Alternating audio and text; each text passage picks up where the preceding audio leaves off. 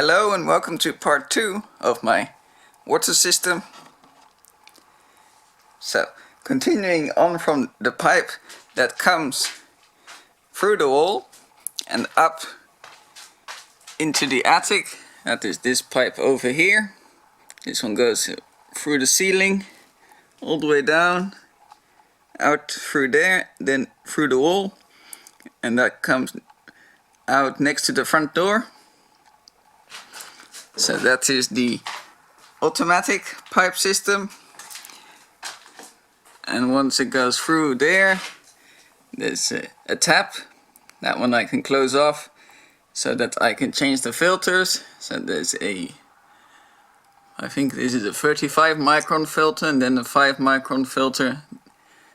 I will do a part 3 video of replacing those. As I replace this one, I can clean out. This one I need to replace. I do that once a month. From there, there's a electronic valve. This valve is controlled by the float that is in the tank over here. Once the float registers that the water level is low, it'll make a circuit. This valve opens, water goes in, then the float registers it's full. This valve will close and the water stops. This is the power source for the valve.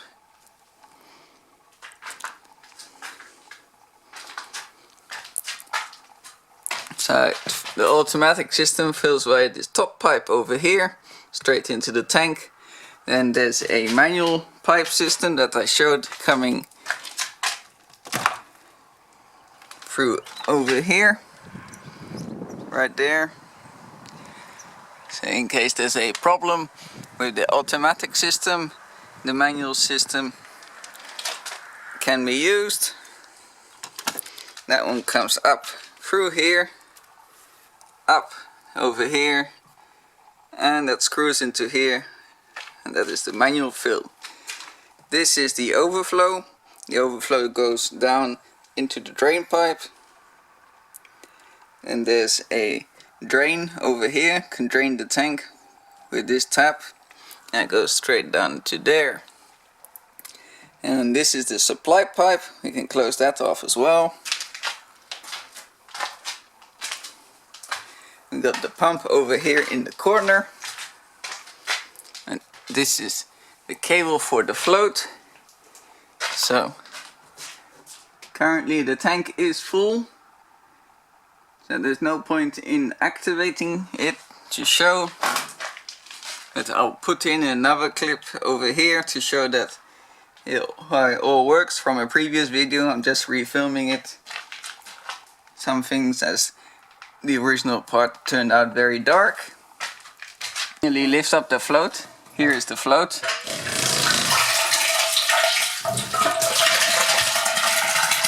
Now it's running. And there's the water. So that will shut off once the float is all the way up. It shuts the valve off over there.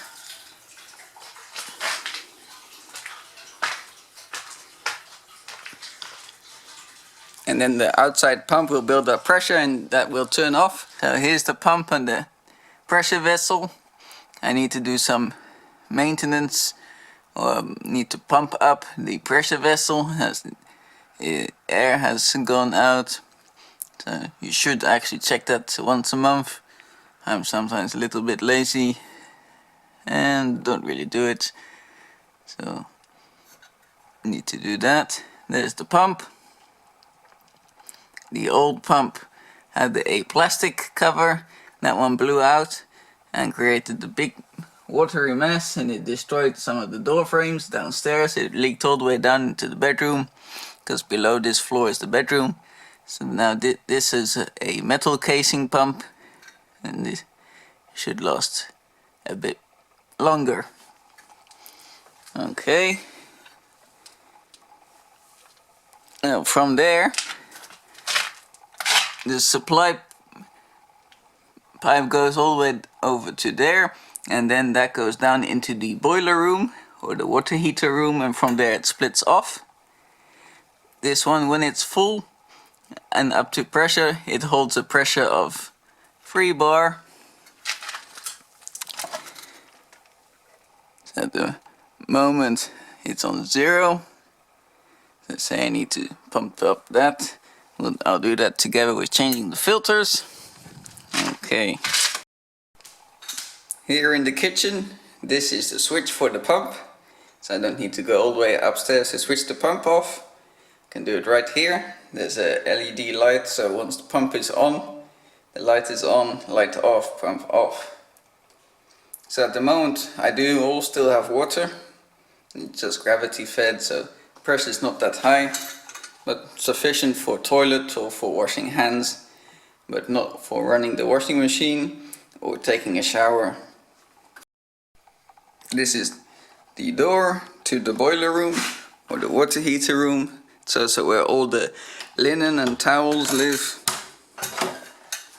So it's a mess behind the door, but the door hides it well.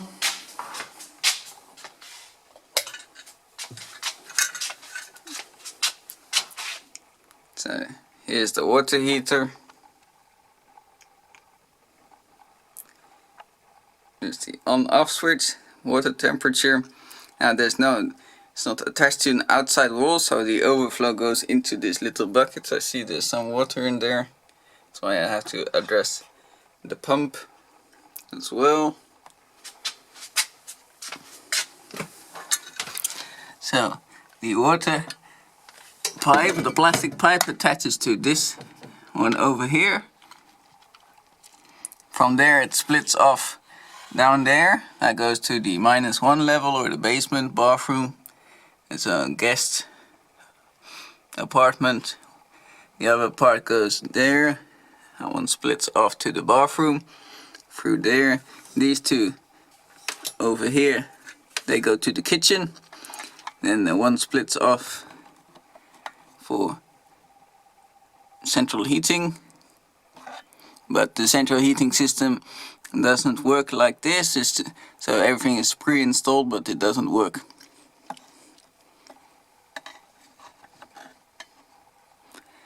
So anything with a red tap is hot water. Everything with a blue tap, like there and over here, is cold water. So that's how that is connected. And then there's the supply tap can be turned off over there. And I think that covers it all. So this is how it is all stored. One big mess. Okay, and these pipes are for that central heating system, which doesn't work currently. But at least, should I ever want to install a proper heating system for the water, it's at least all installed and just a matter of connecting a better water heater. Alright. So currently the upstairs tank in the attic is filling, that's why the pump is running.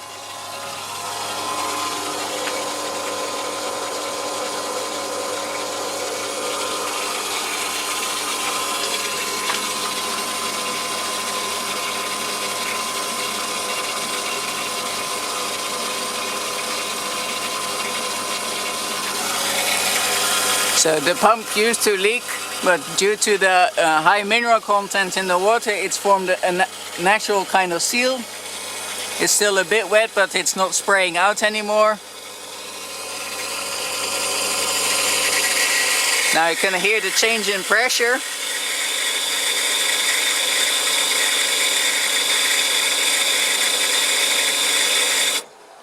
You could hear the change in pressure. Means the valve had closed, it was building up pressure in the lines, and then it shuts off. Now at the same time the tank is filling, so the float valve went down. That instructed the pump in the ground to go on. Oh dear. That's the problem, the rainwater. If you try to open the lid, it splashes the water off. Let me walk around here. Let's have a look. You see the tank is filling.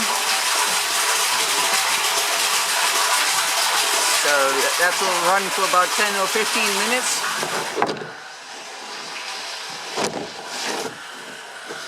Once the float registers it's full, it will shut off.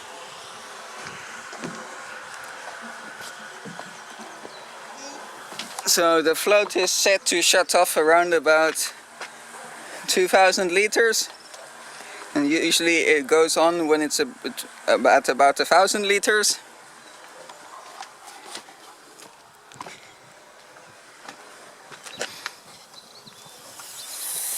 I don't know if you can hear it, we can hear like the sizzling of the pump.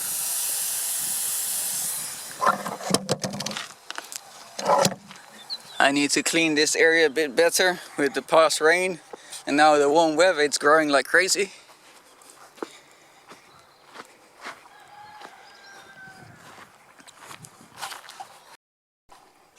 So currently the outside tank is filling.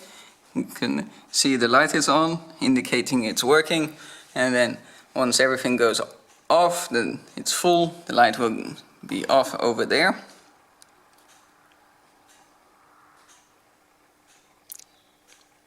So the switch has an off position in the middle, as well as being able to turn it off by the fuse box over here. Because this is the main supply fuse box, because the electricity comes in via the garage and then it goes underneath into the house.